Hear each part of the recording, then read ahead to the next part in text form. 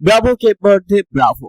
ইতিহাস প্রথমবারের মতো বিশ্বকাপ খেলতে এসেই নকআউট পর্বে উঠল কেপ ভার্দে। স্পেন, উরুগুয়ে ও সৌদি আরবের মতো কঠিন গ্রুপে থেকেও 3 ম্যাচে ড্র করে ইতিহাস গড়েছে বিশ্বকাপের নবাগত এই দলটি। তাই তো গ্রুপ পর্বে অপরাজিত থেকে রানার্স আপ থেকেই নকআউট পর্বে কোয়ালিফাই করলো কেপ ভার্দে। মাত্র 5 লাখের জনসংখ্যার একটা দেশ কেপ ভার্দে এবারের বিশ্বকাপে প্রথমবারের মতো অংশ নিয়েছিল, আর প্রথমবারই ইতিহাস গড়ল তারা। শাবাশ বজিনহা, শাবাশ লেমিনি, শাবাশ ভারেলা, শাবাশ Cape Verde, you are the brilliant. অর্থাৎ রাউন্ড 32-এ কেপ ভার্দের মুখোমুখি হচ্ছে আর্জেন্টিনা।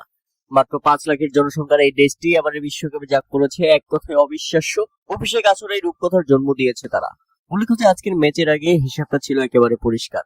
উরুগুয়ে যদি স্পেনের কাছে হেরে যায় আর কেপ ভার্দে যদি সৌদি আরবের বিপক্ষে ম্যাচটি ড্র করতে পারে তাহলেই ঘটবে ইতিহাস, এবং শেষ পর্যন্ত তেমনটাই হয়েছে। উরুগুয়ে হেরেছে 1-0 গোলে, আর কেপ ভার্দে সৌদি আরবের ম্যাচটাই রীতিমতো গোল শূন্য ভাবে শেষ করে। সৌদি আরব কোনোভাবেই কেপ ভার্দের রক্ষণ ভেদ করতে পারেনি, গোলকিপার ভজিনহাকে ভেদ করতে পারেনি, আর তাতেই আফ্রিকা উপকূলীয় দ্বীপের এই দেশটি রাউন্ড 32-এ বিশ্ব চ্যাম্পিয়ন আর্জেন্টিনার মুখোমুখি হচ্ছে।